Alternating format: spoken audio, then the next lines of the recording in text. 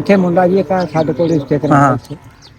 ਅੱਛਾ ਇਹ ਰਿਸ਼ਤੇ ਕਰਾਉਂਦਾ, ਉਹ ਕਹਿੰਦਾ ਵੀ ਤੇਰੇ ਵਾਕਬ ਆ, ਉਹਨਾਂ ਨੇ ਮੈਨੂੰ ਆਨਾ ਨਹੀਂ ਦੇਣਾ। ਉਹ ਕਹਿੰਦਾ ਉਹ ਮੇਰੇ ਵਾਕਬ ਆ, ਹਾਂ ਉਹਨਾਂ ਨੇ ਮੈਨੂੰ ਨਹੀਂ ਆਨਾ ਦੇਣਾ। ਹਾਂ ਕਹਿੰਦਾ ਹਾਂ ਹੋ ਗਈ ਆ, ਹੁਣ ਕੀ ਕਰੀਏ।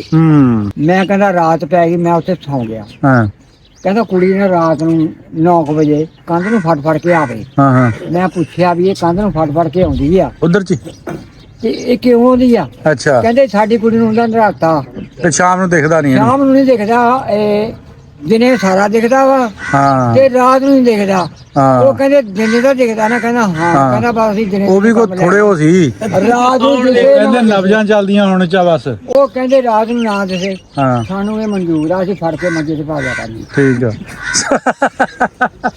ਨਾ ਉਹਨੂੰ ਆਨਾ ਲੱਗਿਆ